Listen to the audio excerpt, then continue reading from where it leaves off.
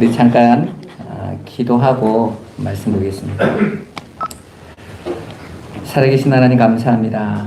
아버지, 이 기쁜 날, 주님 오신 날, 우리가 무엇이 기쁜지 알고 예수 그리스도의 오심을 함께 축제로 기뻐하며 즐기게 하심을 감사합니다. 주님 안에서 어린아이와 같이 뛰고 즐거워하는 우리 꿈꾸는 성도들이 되도록 주님께서 이 예배 가운데도 역사하시고 함께하여 주옵소서. 오직 주님의 영광이 우리 안에 나타나게 하여 주옵소서. 예수 그리스도의 이름으로 기도드리옵나이다. 아멘. 우리 하나님 말씀 이사야서 7장입니다.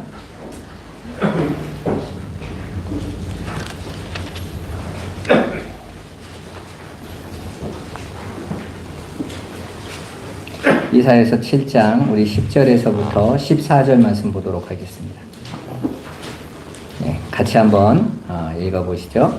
여호와께서 또 아스에게 말씀하여 이르시되 너는 내 하나님 여호와께 한 징조를 구하되 깊은 데에서든지 높은 데에서든지 구하라 하시니 아하스가 이르되 나는 구하지 아니하겠나이다.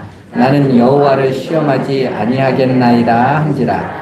이사야가 이르되 다윗의 집이여 원하건대 들을지어다. 너희가 사람을 괴롭히고서 그것을 작은 일로 여겨 또 나의 하나님을 괴롭히려 하느냐? 그러므로 주께서 친히 징조를 너희에게 주실 것이라. 보라, 처녀가 잉태하여 아들을 낳을 것이요 그의 이름을 임마누엘이라 하리라. 아멘. 네, 오늘은 성탄의 날입니다. 저와 여러분이 이 시간에 함께 알아볼 것이 왜 예수님께서 처녀의 몸을 통해서 육신을 입고 오셨나에 대한 이야기를 함께 나눠보도록 하겠습니다. 여러분, 이 역사 속에서 이 세상에서 가장 중요한 인물로 나타나는 분이 예수님이시죠. 그래서 예수님으로 기원 전과 기원 후가 나누어집니다. 그리고 영어의 단어에 있는 히스토리라는 말은 히스와 스토리라는 단어의 합성어거든요. 거기에서 그가 누구냐? 예수라고 말을 하고 있어요. 그러니까 이 역사는 시작부터 끝까지 예수를 말하고 싶어서 또 예수를 왜 우리에게 주셨는지 또 그리고 저와 여러분은 왜 예수가 필요한지를 가르치고 드러내는 게 이 역사란 말이에요. 그러면 여러분의 인생은요? 여러분의 인생도 마찬가지입니다. 여러분, 역사라는 단어에는 두 가지 중요한 게 있어요. 그건 뭐냐면 과거에 있던 객관적인 사실이 있어야 돼요. 그죠? 우리가 역사를 기록할 때 객관적으로 기록하잖아요. 무슨 일이 있었다.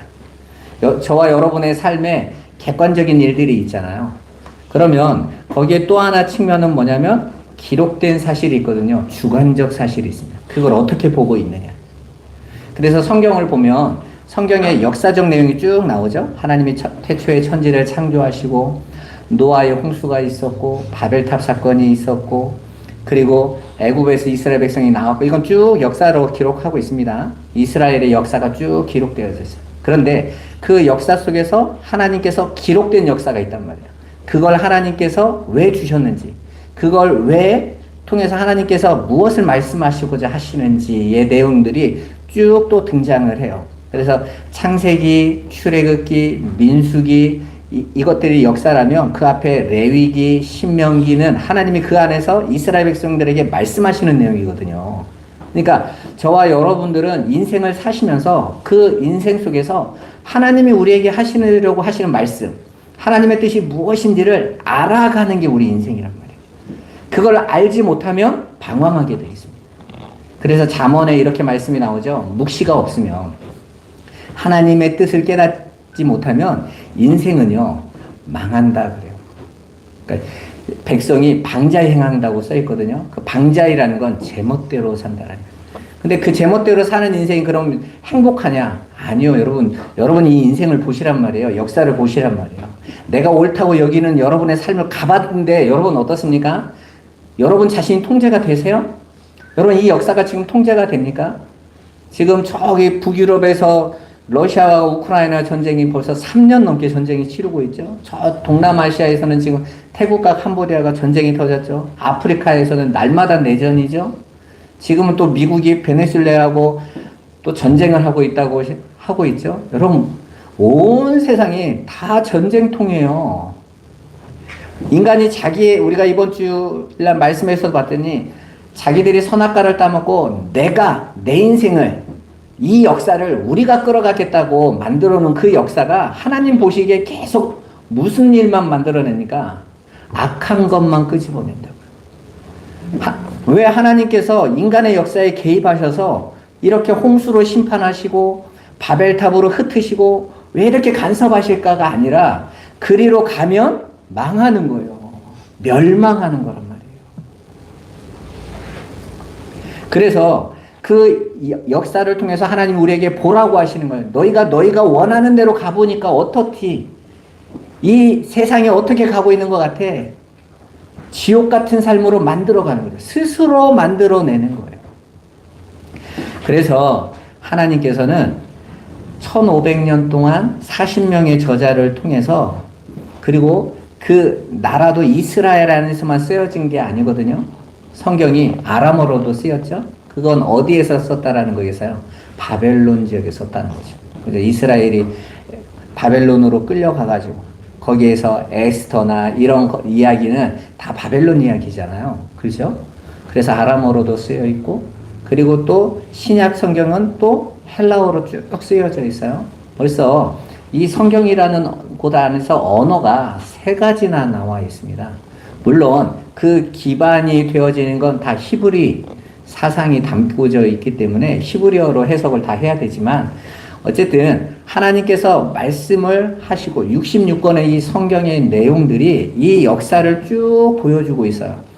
필자도, 글을 쓰고 있는 사람도 약 40명 이상이 각자가 자기 세상 안에서 자기 역사 속에서 글을 기록했단 말이에요. 그런데 놀라운 건 그 성경이 모두가 하나의 내용을 이야기하고 있어요. 예수 그리스도를 얘기합니다. 창세기 3장에 하나님께서 선악과를 따먹은 아담과 하와를 통해서 그 여자의 후손으로 약속하신 그 예수 이야기가 그 이스라엘의 1500년 동안 쭉 기록되어져 있어요.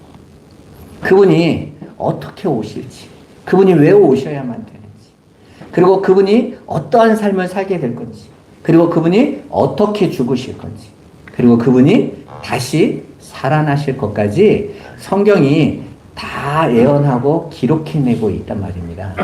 그 중에서 가장 확실한 기록이 보여지는 것이 바로 오늘 이 말씀이에요. 처녀가 잉태하여 아들을 낳는다 라는 징조란 말이에요. 그리고 그 일이 800년 후에 예수 그리스도로 말미암아 저 베들레헴 마국간에서 그 아기 예수가 탄생하셨어요.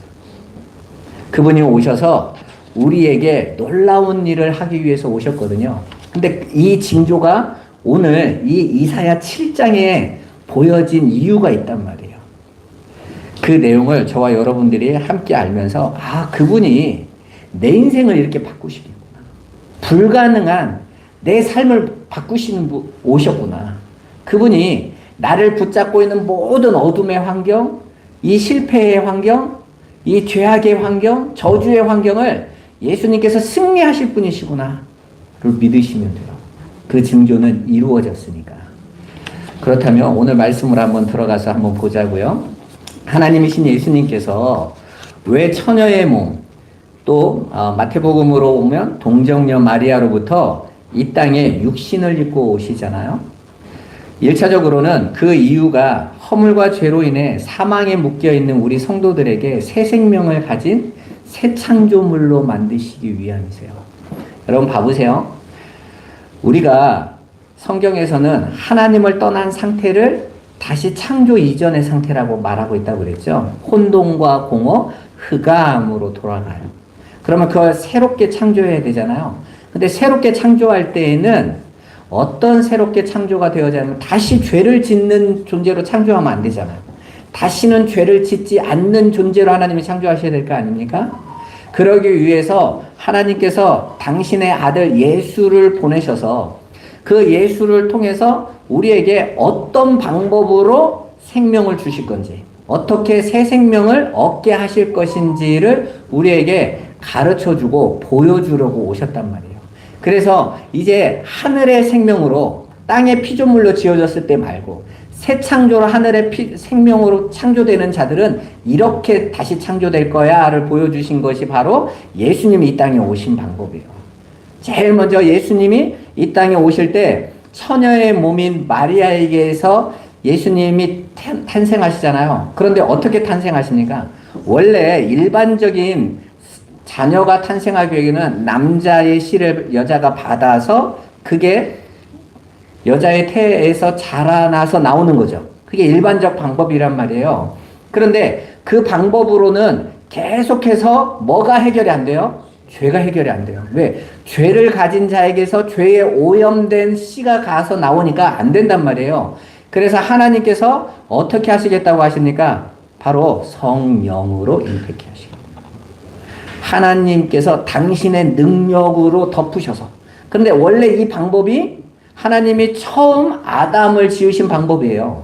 하나님께서 아무것도 없는 상태에서 하나님께서 아담을 지으실 때에 하나님이 당신의 형상으로 당신의 모양으로 지은 아담 그 첫사람이 바로 이렇게 지어졌거든요. 근데 거기서 나온 자들이 다시 죄로 말미암아 완전히 타락을 해서 이 역사 속에서 스스로 우리가 우리의 죄 문제를 사망의 문제를 해결해 보겠습니다 하는데 그 전쟁은 승리할 수가 없어요. 왜요? 이미 사망에 묶여 있으니까. 여러분 누가 사망을 깨고 나온 사람이 어디 있어요? 이 역사에서.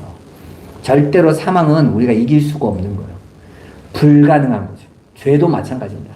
죄도 우리가 절대로 이길 수 없는 대적이에요. 지금 그 이야기를 오늘 이사야 7장의 이야기로 하나님이 보여주세요. 오늘 이 동정녀에게서 처녀에게서 나실 것은 이미 이사야 때에 이야기되어져 있고 그 배경이 바로 유다의 12대 왕인 이 아하스 왕 때 북이스라엘과 아람의 연합군에 의해서 유다가 공격을 받았을 때 있었던 징조란 말이에요. 이때 하나님께서 이사야를 아하스 왕에게 보내세요. 그리고 그 아하스 왕이 너무 불안해하니까 두려워하지 마라. 이 전쟁 반드시 승리할 거다. 근데 아하스 왕은 아무리 봐도 전략을 분배하고 무기를 대체해봐도 군사력을 봐도 자기가 약하거든요. 원래 북이스라엘이 강했어요. 유다는 한 지파밖에 안 되잖아요. 근데 북이스라엘은요 10지파나 있거든요. 그러니까 레위는 싸우지 않으니까 그럼 유다 혼자 싸워야 되는데 10지파와 자기가 싸워야 되는 것도 힘들어 죽겠는데 땅도 북이스라엘이 더 크고 그래서 힘들어 죽겠는데 이 북이스라엘이 옆에 있는 지금 시리아죠. 아람에 더 이스라엘이 다 합쳐도 더 센 나라를 함께 연합해서 유다로 쳐들어오는 거예요. 자, 그 전쟁을 나아갈 때 우리가 일반적으로 봤을 때는 이 전쟁 이길 수 있다 없다?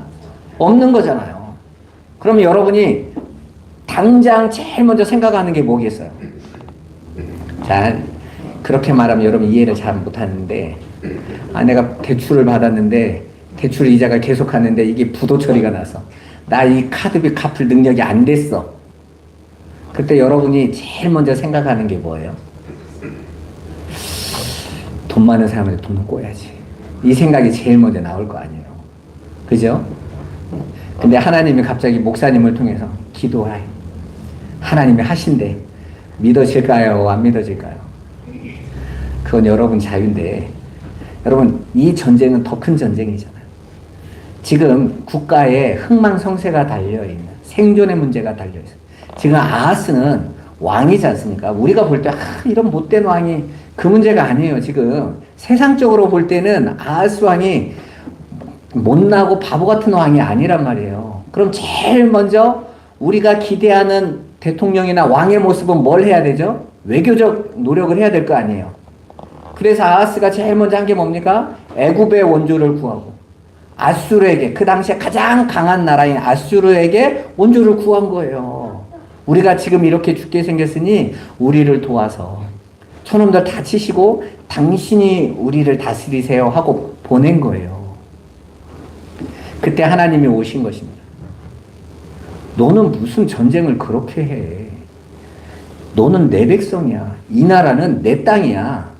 이스라엘이 가지고 있는, 그 이스라엘의 영토가 가지고 있는 전쟁의 방법이 있어요.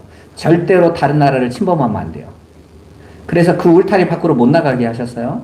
그래서 이스라엘 왕들에게는 절대로 전략물자를 비축하면 안 돼요. 말을 많이 가지고 있으면 안 돼요. 군대를 키우면 안 돼요. 왜요? 전쟁하는 나라가 아니란 말입니다. 하나님이 어떤 분이신지 배우는 백성이란 말이에요. 대신에 외부의 적은요, 하나님께서 막으세요. 그러니까 하나님의 허락 없이는 절대로 이스라엘로 들어올 수 없어요. 그래서 사무엘과 이스라엘 백성들이 에벤에셀의 미스바에 모여서 회개하면서 있을 때에 블레셋이 저것들 모였네? 가서 우리가 저것들 완전히 박살내버리면 다시는 까불지 못할 거야 하고 쳐들어오죠? 근데 그건 하나님이 주도하시는 하나님의 일이었단 말이에요. 그 일에 블레셋이 쳐들어오니까 어떡합니까? 하나님께서 사무엘을 통해서 그 블레셋을 완전히 심판해 버리시죠. 우박으로 그냥 다 치세요. 하나님의 전쟁이란 말이에요. 그래서 이스라엘 땅은 하나님이 지키시고 보호하시는 땅이에요. 여러분, 하나님 백성들이란 말은 여러분이 하나님 나라에 있다는 뜻이에요. 그럼 여러분의 인생은 누가 보호하고 지키세요? 하나님이 보호하고 지키세요. 근데 왜 하나님이 나를 보호하고 지키시는데 내 삶이 이래요? 여러분이 하나님 의지하지 않죠. 조건이 하나님의 백성은 하나님만 의지하는 게 조건이에요. 근데 이스라엘 백성이 하나님 의지하지 않고 엉뚱한 거 의지하죠? 그러면 하나님께서 사사기처럼 다른 나라 데려와서 채찍질하세요. 내가 돈을 의지하잖아요? 하나님이 돈을 채찍으로 들어서 나를 가르치세요. 그러니까 난 죽어라고 돈을 열심히 쫓아가는데 돈은 계속 도망가. 왜요? 하나님이 못 오게 하시니까. 그 모든 것을 도구로 삼아서 하나님은 당신의 백성들을 가르치시고 훈련하신단 말이에요. 그런데 오늘 이 북이스라엘과 아람의 연합군이 침입하는 이 전쟁을 통해서 하나님께서 지금 유다에게 가르치시겠다라는 거예요. 뭘요? 넌 나만 바라봐. 내가 너를 위해서 구원을 보여줄게. 이렇게 이야기했는데 이 아하스 왕이 말을 듣지 않는 거예요. 하나님께서 친히 징조를 구하라 그랬는데 징조를 구하지 않아요. 그랬더니 하나님께서 스스로 징조를 주셨어요. 그게 오늘 14절 말씀이 처녀가 잉태하여 아들을 낳을 것이요 그의 이름을 임마누엘이라 하리라. 자, 이게 징조가 돼요, 안 돼요? 안 되죠. 아니, 지금 당장 전쟁이 눈앞에 있는데 지금 이 징조는 언제 이루어질 징조예요? 800년 후에 이루어질 징조예요. 이게 무슨 징조야? 그죠? 이런 거죠. 여러분들이 목사님 저한테 와서 이번에 우리 그 연주가 대학에 시험 봐서 합격하고 좋은 일이 있었는데, 목사님 제가 서울대에 지금 들어가는 시험을 치렀는데 이게 합격을 할까요? 안 할까요? 네, 징조 좀 알려주세요. 그랬을 때 제가 그 연주에 4대 후손이 큰 병원장이 될 거야. 이러면 징조가 되겠어요, 이게? 지금 목사님이 누구 갖고 장난치나 어차피 자기 일 아니라고 농담하나 이럴 거 아니에요. 그런데 그거보다 더 먼 800년 후의 일을 징조라고 하면 징조가 되겠냐고요. 근데 왜 이런 엉뚱한 징조가 떨어졌을까요? 지금 이 전쟁에 대한 징조 이야기는 바로 하나님 백성인 교회를 향한 메시지이기 때문이에요. 여러분, 지금 저와 여러분을 묶고 있는 이 영적인 전쟁, 이 사망과 죄와 사단과의 이 전쟁은 하나님 교회에게 있는 전쟁이잖아요. 이 전쟁은 이 역사 속에 있는 모든 교회에게 다 나타날 일이고, 그 일을 이루기 위한 하나님의 징조는 뭐냐면 내가 반드시 승리하게 할 거야. 어떻게 해요? 아들을 보내서 승리하게 할 거야. 근데 그 아들이 이 땅에 와서 보여주는 일이 뭐냐면 십자가의 사건이라고. 그 십자가의 사건을 내가 보여줌으로 내가 전쟁에서 승리하게 할 거다라고 말씀하고 계십니다. 사실 징조라고 하면 아까도 말씀드린 것처럼 당장 눈앞의 것으로 보여줘요. 열왕기하 20장에 보면 히스기야가 죽을 병에 들어서 이제 죽는다라는 말을 듣고 하나님 앞에 벽에 기대고 계속 기도하죠. 살려달라고. 그랬더니 하나님이 이사야가 죽는다라고 말하고 가는데 다시 보내세요. 가서 보내서 뭐라고 말하라고 합니까? 산다. 이렇게 하나님이 내가 성문 밖을 나가는데 나를 붙잡고 가서 다시 말해라. 너의 기도를 내가 들어서 살린다. 라고 하셨다고요. 그러니까 금방 죽는다고 말하고 간 선지자가 살려주시겠대 했을 때에 히스기야가 말합니까? 이렇게 물어봐요. 징조가 있나요? 그랬을 때 선지자가 말을 해요. 징조를 구해. 어떻게 구할까? 그러면서 이렇게 말합니다. 해 그림자를 10도를 앞으로 이끌어줄까? 10도를 뒤로 보내줄까? 그러니까 10도를 뒤로 보낸다는 건 시간을 뒤로 돌린다라는 거예요. 해가 뒤로 돌아간 거니까. 자전의 방향을 바꾸겠다는 거예요. 반대로 10도를 앞으로 가게 하는 건 자전을 더 빨리 하겠다라는 거죠. 그랬을 때 히스기야가 이렇게 말합니다. 앞으로 가는 건 쉬우니. 왜? 돌았다고 하면 어떻게 알겠어. 그러니까 히스기야가 말합니다. 뒤로 물려주세요. 이런다고요. 어떻게 하셨을까요? 뒤로 10도가 물러납니다. 보고가 와요. 해 그림자가 뒤로 갔는데요? 징조는 이래야 징조가 되는 거예요. 그죠? 3일 후에 죽는다고 했는데 그날 바로 해 그림자가 뒤로 물러남으로 히스기야가 밥 잘 먹었겠죠. 산대. 그리고 15년을 더 삽니다. 징조는 이래야 약발이 딱 맞는 거잖아요. 그래야. 제가 여러분들에게 징조라고 보여주는 것도 바로바로 즉각적인 것으로 보여줘야 되는 거죠. 이렇게 800년 후에 있을 징조가 나오면 우리 말로 이럽니다. 야, 우리 어머니네 집에 황금 두꺼비 있어. 금송아지 있어. 말은 누가 못해. 그깟 거. 이럴 수 있는 내용이 아니에요? 그런데 하나님은 지금 교회에게 중요한 메시지를 하고 있어요. 여러분 성경 전체는 교회에게만 하시는 말씀이에요. 창세기 1장 1절부터 계시록 22장까지 그 모든 말씀은 교회인 여러분에게만 하고 계시다. 근데 여러분이 안 듣잖아. 그죠? 여러분에게만 말하시는데 그분이 사랑의 편지를 계속 보내시는데 너 두려움에 떨지 말고 불안에 묶여있지 말고 내가 너에게 해주는 말을 들어. 내가 너를 승리하게 할 거라니까. 내가 너에게 이긴 자로 만들어 놓을 거야. 걱정하지 마 그러신다고요.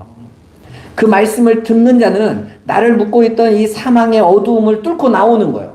이 세상이 주는 두려움에서 나와버리는 거예요. 왜? 걱정할 필요가 없네. 세상은 당장 죽일 것처럼 당장 이 전쟁을 통해서 우리를 멸망시킬 것처럼 다가오지만 하나님은 안 그러신단 말이에요. 하나님 그 일을 반드시 이루신다라는 거예요. 그렇게 하나님께서 주시는 이 전쟁은 저와 여러분의 구원, 저와 여러분을 온전히 평강을 주시는 전쟁이에요. 그리고 그 전쟁은 반드시 승리하세요. 마치 이렇게 이스라엘이 당면한 이 전쟁, 바로 우리 성도가 당면한 이 죄와 사망과의 이 전쟁은 마치 출애굽하는 이스라엘과 같아요. 여러분 이스라엘이 애굽에서 430년 동안 노예로 살고 있었을 때에 애굽왕 바로가 이스라엘을 꽉 붙잡고 그들을 노예로 살게 하잖아요. 이스라엘은 무기도 없고 아무 힘도 없어요. 근데 하나님께서 모세를 통해서 내가 너희를 구원하겠다. 내가 아브라함과 언약을 내가 이제 이룰 때가 와서 너희를 구원하겠다 했을 때에 누가 그 말을 믿겠냐고요. 그런데 하나님께서 친히 바로와 싸우셔서 이스라엘을 구원하시죠. 하나님이 하신단 말이에요. 하나님께서 건너갈 수 없다라고 절망하고 있던 홍해를 하나님께서 마른 땅으로 걷게 하시면서 내가 오늘날 너희를 위한 구원이 이렇다라고 보여주세요. 그러니까 이 세상에 묶여서 살아가는 자들은 절대 이해할 수 없는 나의 구원의 방법으로 너희를 구원할 것이다. 그게 바로 저와 여러분에 대한 십자가의 구원이에요. 그분이 그리고 오셨어요. 예수 그리스도가. 여러분 당연히 승리할까요? 안 승리할까요? 승리합니다. 오늘 이 북이스라엘과 아람과 그 유다와의 전쟁을 승리했을까요? 안 했을까요? 승리합니다. 왜요? 유다가 멸망하면 예수님이 올 수 있어요? 없어요? 없는 거잖아요. 그냥 800년 후에 유다 지파에서 처녀가 잉태하여 아들이 나온다라는 말은 오늘 멸망할 수 없다는 얘기잖아요. 아브라함에게도 똑같은 이야기를 하죠. 아들이 없다고 하나님 약속은 뭐 내 후손이 천하 만민에게 복을 되는 민족이 되겠다는 데 했는데 막상 나는 지금 100살이 다 돼가고 있는데 우리 아내는 지금 경수가 거의 끊어져 가고 있는데 씨는커녕 그림자도 안 보이니까 하나님 정말 맞아요? 했을 때 창세기 15장에 하나님 무슨 예언을 하세요? 내 후손이 저 애굽에 가가지고 404대 만에 돌아올 거야. 이렇게 말씀하세요. 아니 이게 뭔 말이에요? 그 말은 뭔 말이에요? 후손이 돌아오기 위해서는 아브라함이 후손을 낳아야 돼요? 안 낳아야 돼요? 당연히 낳겠죠. 그랬더니 아브라함이 뭐라고 해요? 믿었대요. 그 하나님의 말씀을 믿었대요. 그 믿음을 하나님이 의로 여기셨다. 그게 의라니까요, 여러분. 성도는 하나님 앞에서 교회를 거대한 거 짓는 게 의가 아니에요. 이 역사를 살아가면서 여러분이 얼마나 훌륭하고 멋지게 살았냐가 의가 아니에요. 하나님의 말씀을 믿는 거예요. 여러분, 지금 여러분이 불안하고 두렵고 문제되고 염려되는 이유가 뭔지 아세요? 안 믿으니까 그러는 거예요. 예수 그리스도 안에서 저와 여러분을 구원하신 하나님께서 십자가로 말미암아 다 끝내시고 우리를 죄와 사망에서 끝내시러 예수님이 오신 대로 십자가로 완성하셨다. 그걸 믿는 거예요. 왜요? 하나님이시니까. 창조주시니까. 그래서 당신이 창조했다부터 말씀하시는 거예요. 이 역사는, 이 세상의 원리는 하나님의 허락이 없으면 이루어질 수 없는 역사란 말이에요. 당신이 만들었으니까. 당신이 조장하고 계시니까. 그게 성경이 전체적으로 말하는 대전제인 거예요. 그러면 왜 메시아가 동정녀에게서만 나와야 됩니까? 그게 징조잖아요. 어떤 자유주의 신학자들은 이 처녀에게서 나왔다라는 이 말을요 부정하고 싶어요. 왜? 이 단어가 원래 여자라는 단어로도 사용되거든요. 근데 봐보세요. 아니 앞으로 언젠가 여자가 애를 낳으면 하나님께서 그걸 징조로 주셨다면 여자야 당연히 애 낳지. 이게 무슨 징조가 되겠어요? 낳을 수 없는 사람에게서 나와야 징조가 되죠. 적어도 한 죽기 일보 직전의 사람, 경수도 없고 다 없어진 그런 사례의 몸에서 나왔다. 이러면 징조가 되는 거잖아요. 그런데 누구든지 생육할 수 있고 자녀를 낳을 수 있는 여자에게서 나왔다면 그게 무슨 징조야? 징조도 안 되지. 적어도 징조가 되려면 남자를 전혀 알지 못하는. 그래서 그 남자의 씨가 없는, 그 고대 사회에서는 절대로 결혼하지 않으면 남자의 씨를 받지 않았어요. 결혼 안 하고 남자의 씨 받으면 창녀거나 그거밖에 없죠. 그러니까 지금 처녀의 몸에서 나온다는 이 징조를 주셨는데, 그렇다면 왜 우리는 그 처녀의 몸에서 오셔야 되냐는 거예요. 가장 첫 번째로는 아까도 말씀드렸지만 하나님을 떠난 모든 인간들은 다 죄 아래 묶여있기. 그 남자로 오는, 남자의 씨로 오는 모든 자들은 다 죄에 오염된 자로 오는 거예요. 맞습니까? 네. 그거 하나만 알아도 우리를 구원할 자격이 문선명에게 없다라는 거, 이만희에게 없다라는 거, 정명석에 없다라는 건 명확하잖아요. 다 자기 아버지 자식들인데, 그죠? 말도 안 되는데 그걸 믿고 있단 말이에요. 왜요? 하나님 말씀을 안 보고 있으니까. 그 하나님이 왜 처녀의 몸으로 오게 하셔야만 됐는지 이 가장 중요한 기본적인 원리조차도 모르고 있으니까 그런 거예요. 하나님께서 처녀의 몸을 통해서 오신 것은 바로 아담의 이후로 모든 남자에게서 오는 그 죄에서 우리를 무죄한 자로 보신내셔야 되기 때문에, 만약에 죄 아래서 죄를 가진 자로 오면 우리를 죄를 용서하기는커녕 자기의 죄값을 치르고 사망에 빠져 죽어야 되는 겁니다. 그런데 예수님께서 오실 때는 처녀의 몸을 통해서 죄 없는 몸으로 오시는 거예요. 또한 그분은 그렇게 죄 없는 몸으로 오셔서 우리를 향하신 대속의 제물이 되어야 되는 거예요. 여러분, 고대 사회나 지금이나 제물로 드려질 짐승은요, 흠이 없어야 돼요. 그래서 성경에서도 계속 하나님께 드리는 그 제물, 번제할 제물은 정결하고 흠없는 제물이라고 계속해서 이야기하죠. 왜요? 흠이 있으면 제물의 자격이 박탈되는 거예요. 그래서 애굽에 떨어진 저주 중에서 독종이나 그리고 팔이나 이런 것들이 오면 왜 큰 심판이 되냐면, 사람들도 불편하지만 가장 중요한 건 제물에 피를 빨아먹어요. 이집트에 있는 파리들은 크단 말이에요. 그럼 피가 빨려버리면 제물은 자격이 취소돼 버려요. 왜? 흠이 생겼으니까. 그럼 봐보세요. 자기 신이 자기가 받을 재물조차도 지켜주지 못하면 그게 무슨 신이야? 자기 재물 하나도 챙기지 못하는 신인데. 그러면 그 신의 자격이 없는 거란 말이에요. 그런 심판을 하나님께서 행하셨던 것입니다. 그런데 하나님께서 당신이 받으실 재물을 이스라엘이 지금까지 드렸던 송아지나 양이나 염소나 비둘기나 이것이 아니라 이제 하나님이 친히 재물을 준비하세요. 그래서 아브라함이 뭐라고 말합니까? 아브라함이 그 자기 아들을 데리고 모리아 산으로 올라갈 때에 이삭이 물어보잖아요. 아버지, 다 있는데 재물은 어디 있어요? 근데 아브라함은 뭐라고 말합니까? 하나님이 친히 준비하실 거야. 마음으로는 뭘 그런 걸 물어봐. 나도 마음 아픈데. 이럴 수 있어요. 그런데 아브라함이 올라가서 보죠. 하나님이 재물을 친히 준비해 놓으셨다. 아, 저 재물로 내 아들이 사는 거구나. 내가 사는 거구나. 그거 알게 하려고. 그래서 그 모리아 산 위에서 아브라함이 무슨 고백을 합니까? 우리 하나님은 여호와 이레의 하나님이시구나. 다 준비하셨구나. 창세전에 다 준비하셨구나. 여러분, 여러분의 인생과 역사를 하나님은 창세전에 다 준비하셨단 말이에요. 믿으세요. 제가 제일 못하는 게 수영이거든요. 이 육지에 사는 모든 운동을 다 잘하는데 수영만 못해요. 제가 어렸을 때 방죽에 빠졌었다고 그러더라고요. 한번 들어갔다가 두 번째 나올 때 모 씻으러 오신 분이 이렇게 들어서 살았다고 그러더라고요. 그러니까 어린 안에도 이 물에 대한 두려움이 있는 거예요. 이상하게 물에 가면 안 돼요. 근데 제가 수영장 가서 많이 배우거든요. 수영 강사분들이 날마다 하는 말이 있어요. 힘 빼세요. 힘 빼세요. 힘 빼면 뜹니다. 근데 나는 그 말이 도저히 안 믿겨져. 여러분도 보세요. 이 몸이 뜰 것 같은가? 안 뜰 것 같은 거예요. 특히 앞으로 가면 어느 정도 그냥 허우적대고 판단이 되는데 뒤로 누우라고 하면 죽음이에요. 그때마다 힘 빼세요. 여러분 인생도 마찬가지예요. 지금 여러분이 여러분의 인생을 내가 조절하고 컨트롤하려고 하니까 컨트롤이 안 되는 거예요. 조절이 안 되는 거예요. 관리가 안 되는 거예요. 힘을 빼세요.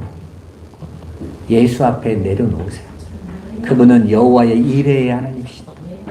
800년 전에 예수 오실 이야기를 하는데 그 예수 오실 증거로 유다의 침공을 다 막아버리세요. 내가 이 싸움 할 거야. 그리고 승리할 거야. 라는 것을 보여주고 계시는 것입니다. 이렇게 예수님께서 처녀의 몸으로 오신 이유는 거룩하고 흠없는 제물로서 하나님 앞에 드리기 위하여 무죄한 상태로 오셔야만 했던 것입니다. 그래서 그 예수님께서 오심에 대해서 마태복음 1장에 그 예수님의 족보에 요셉의 족보가 쭉 나오거든요. 마태복음 1장은 요셉의 족보예요. 누가복음은 마리아의 족보거든요. 그런데 요셉의 족보에 나오는 족보에는 낳았다 쭉 남자가 낳은 이야기 나와요. 다윗이 솔로몬을 낳고 이렇게 쭉 나온 이야기가 나오거든요. 그런데 예수님이 나오는 이야기는 마리아가 예수를 낳으셨다 이렇게 딱 써놨어요. 요셉이 낳았다가 아니라. 그렇게 하나님은 명확하게 여자의 몸에서 처녀의 몸에서 예수님이 오셨음을 선언하고 계십니다. 따라서 육신의 아버지는 예수님의 탄생에 조금도 이바지한 바가 없어요.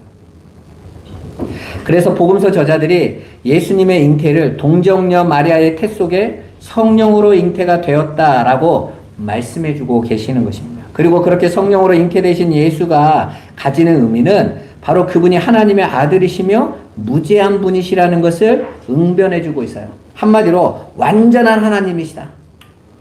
완전한 하나님이 아닌 이상 이 땅에 이 육신의 법칙을 어떻게 깨트리고 오실 수 있겠어요? 하나님이시니까 깨트릴 수 있는 것이죠. 그분이 그렇게 성령으로 잉태하여 이 땅에 오셨다라는 것은 그분의 죽음도 성령에 의해서 십자가로 부활하실 것을 명확하게 보여주고 있는 거예요. 오신 분도 하나님의 능력으로 오셨다면 그분이 살아나심도 하나님의 능력으로 사는 거죠. 그러면 예수 안에서 사는 자들도 모두 하나님의 능력으로 살릴 수 있다 없다? 있다. 명확하게 보여주고 있어요. 그렇다면 왜 예수님은 마리아의 태를 굳이 빌려야 됩니까? 공중으로 그냥 짝 하고 나타나시면 되는 거 아니에요?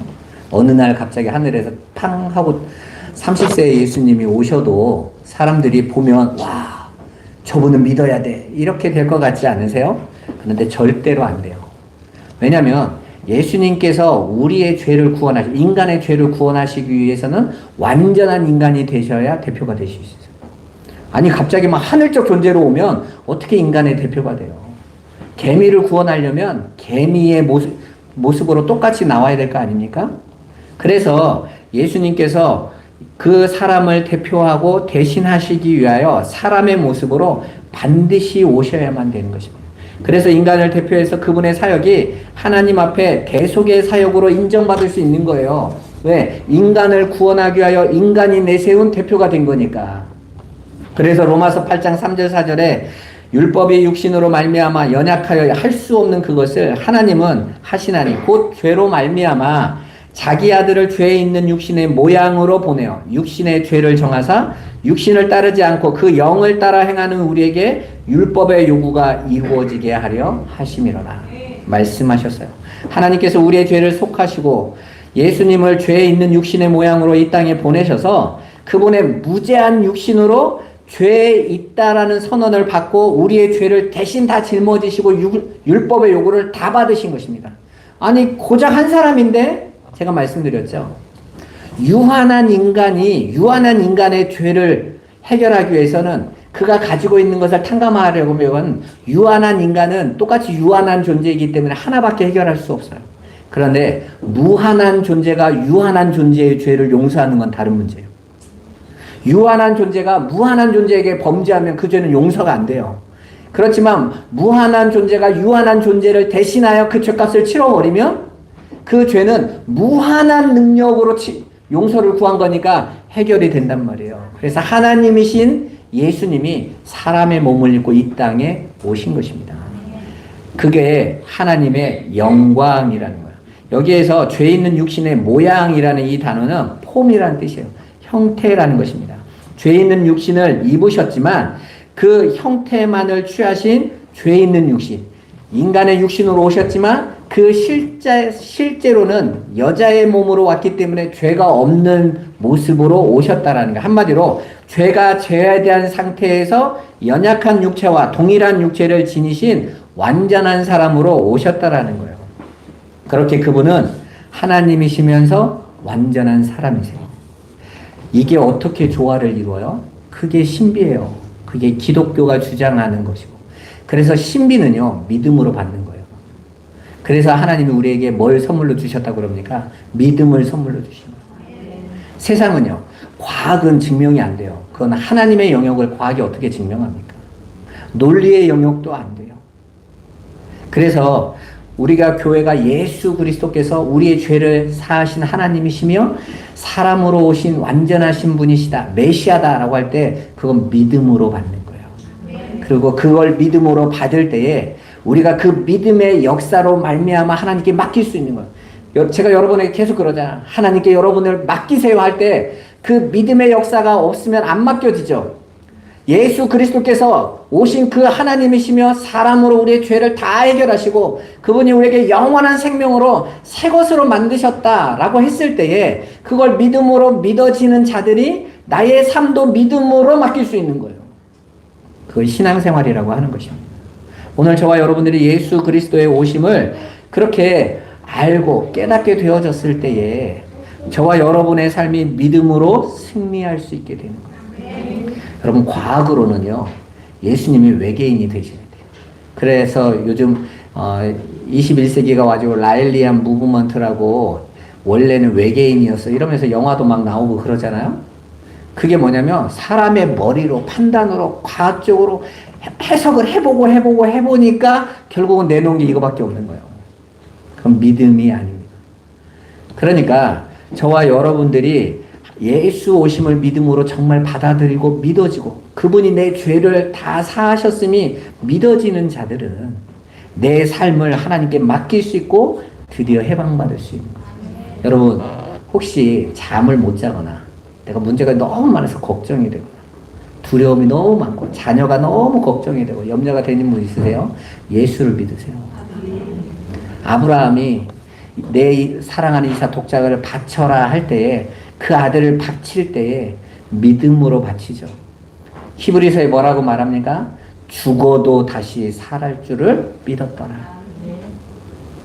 실은 그 성경의 원어로 보면 죽었다가 다시 살 것을 믿었다고 그랬어요. 그걸 믿을 때에 그 하나님의 말씀에 순종할 수 있고 그것을 통해서 하나님의 능력을 볼 수 있게 되는 거예요. 바로 그 자리까지 하나님 우리를 이끌어 가시기 위하여 여러분에게 여전히 뛰어넘을 수 없는 문제를 자꾸 주시는 거예요. 왜 하나님 내가 예수 믿는데 문제를 자꾸 주십니까가 아니라 내가 주님을 믿지 않기 때문에 문제가 자꾸 오는 거예요. 그냥 문제가 와도 와라 하고 난 주님이 이끄신데 하고 가면 문제가 오다가 신경을 안 쓰내면 가는 거예요. 그래서 아브라함이 이삭을 바친 사건 이후로는 문제가 안 나타나요. 그 다음부터는. 왜요? 시험 끝났어요. 그 다음에 아브라함이 이제 이삭이 장가가고 이삭으로부터 새 역사가 펼쳐질 때 자기 아내 사라가 죽고 나서 딴 여자 그 가나안 여자 얻어서 살았다 하는데 아무 이야기가 안 나와. 왜요? 더 이상 시험할 필요가 없어.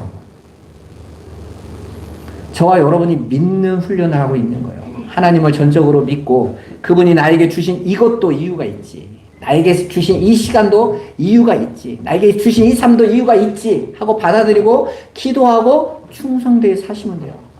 아니 힘들게 살라는 게 아니라 그분에게 맡겨버리면 돼요. 우리 자녀들에게 늘 하는 말이 있어요. 잠 안 오거든 성경을 들어라. 말씀을 들어라. 제일 듣기 까다로운 말씀을 골라 들어라. 그러면 내가 지금까지 경험한 바로는 정말 귀가 이 육신이요. 육신으로 있을수록요. 하나님 말씀 들을 때 잠이 제일 잘 옵니다. 우리 이장모님이 늘 보여주시잖아요. 제일 잠이 잘 와요. 이유가 뭐냐면 듣지 않게 하려고. 제가 무당집에 가서 복음을 전하는데 무당이 이렇게 말하더라고요. 내가 그 말이 굉장히 좋은 말 같은데 안 들려요. 그러더라고요. 우리 그 산신령이지. 우리 할아버지가 내 귀를 꽉 눌러서 못 듣게 하네. 저거 듣지 마. 전 그런 경험 많이 해서 복음만 못 듣게 해요. 여러분 정말 여러분이 바른 진리의 말씀을 계속 듣잖아요. 잠 너무 잘 옵니다. 저도 되게 잘 잡니다. 그래서 잠이 이상하게 안 오면 저는 꼭 말씀 듣습니다. 그러면 우리 집사람이 항상 하는 말이에요. 당신은 왜 이렇게 잠이 안 오지? 그런다. 잠 잘 와요, 여러분. 그러니까 두려워하지 마시고 하나님이 여러분에게 하신 말씀 그냥 믿는 거예요. 그냥 믿는 것이 아니라 여러분에게 지금 증거를 이미 주셨잖아요. 여러분이 예수를 믿는 때 받은 증거 없으세요? 분명히 하나님이 다 하나씩은 주셨을 거예요. 내가 두려웠고 떨렸을 때 증거를 주신 거. 근데 내가 그걸 지나가고 나선 증거라고 안 여겨. 에이, 운이 좋았어. 이렇게 넘어가려고. 천만에요. 하나님 농담하지 않으신다고. 그럼 그걸 믿는 것입니다. 여러분, 완전하신 하나님께서 그렇게 뭘 못하시겠어요? 무에서 유를 창조하신 하나님께서 불가능한 죄인의 중간에서 그 둘 사이의 중보자로 예수를 보내시는데 완전한 하나님이시면서 완전한 사람으로 보내시는 그 일을 하나님이 못하시겠습니까? 이미 구약에 계속 하셨는데, 그죠? 하나님께서 사레에게서 이삭이 태어나는데 사레가 아브라함의 씨를 받아서 태어납니까? 천만에요. 아브라함 씨를 받아 태어났어요. 그런데 원래 사레는 경수가 닫혔다고 그랬습니다. 이미 말라서 아예 아이를 가질 수 있는 공간이 아예 없는 여자였어요. 그런데 어떻게 이삭이 나와요? 하나님께서 예수 오실 것을 이렇게 말씀하시는 거예요. 사람으로 할 수 없는 것을 하나님이 하심으로 당신을 보여주시는 거예요. 그래서 마리아가 똑같은 거 물어보잖아요. 전 처녀인데요. 어떻게 제가 아이를 낳습니까? 사람으로 할 수 없으나 하나님으로서는 다 되느니라. 니고데모가 말합니다. 어떻게 영생을 얻습니까? 어머니 뱃속에 다시 들어갔다 나와야 됩니까? 사람으로서는 안 되나 하나님으로서만 되느니라. 이게 구원의 방법이에요.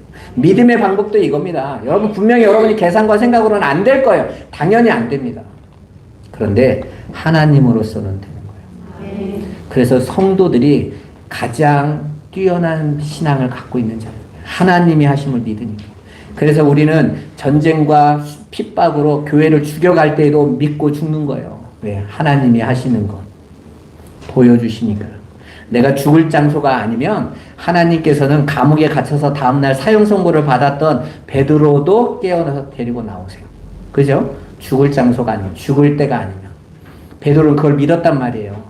그래서 자기 옆에 간수 2명이 함께 착고를 차서 같이 누워있어서 꼼짝없이 내일 죽어야 된다고 하는데 그 밤에 베드로가 푹 잤다고 그러잖아요.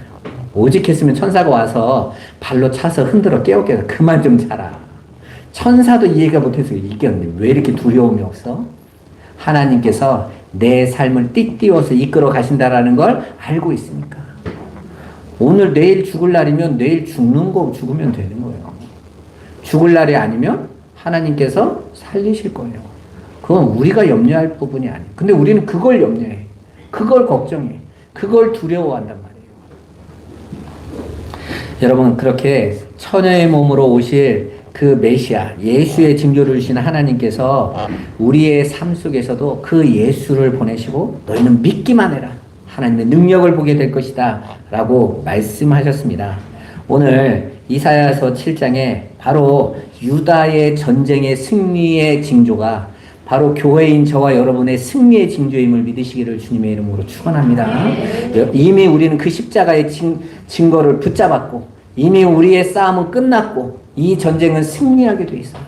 여러분은 믿고 가시면 돼요. 그럼 여러분 앞에 홍해가 가로막고 또 요단이 가로막아도 여러분에게는 증거로 열어주는 핵 문제점일 뿐이에요. 하나님께서 길을 열어주실 것을 믿습니다. 우리가 2026년에 우리가 다시 또 길을 걸어가요. 힘들죠. 제가 어떤 우울증을 앓던 분을 한번 만났는데 아침에 눈 뜨면 지옥이라고 생각합니다. 그 눈이 감염됐을 때는 차라리 모르고 가는데 눈만 뜨면 그때부터 너무 고통스럽다고. 왜냐하면 오늘 하루 내가 이 기분으로 어떻게 또 살까가 너무 두렵다는 거예요. 제가 그분에게 이렇게 이야기했어요. 예수를 믿으세요. 그분이 내 앞에서 이끌어 가시면 믿으세요. 그래서 내 감정이 우울하든지 말든지 신경 쓰지 마시고 말씀 안에 서 있으세요. 그분이 고쳐졌어요. 왜냐하면 말씀을 읽을수록 말씀이 믿어질수록 하나님께 맡겨질 수 있었기 때문입니다. 저와 여러분이 그 삶을 온전히 붙잡고 승리하시기를 주님의 이름으로 축원합니다.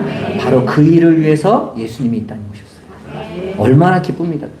이것보다 기쁜 날이 어디 있어요? 저는 어제 여러분과 우리 저녁에 같이 말씀 나누고 집에서 이렇게 자는데 너무 기쁘더라고요.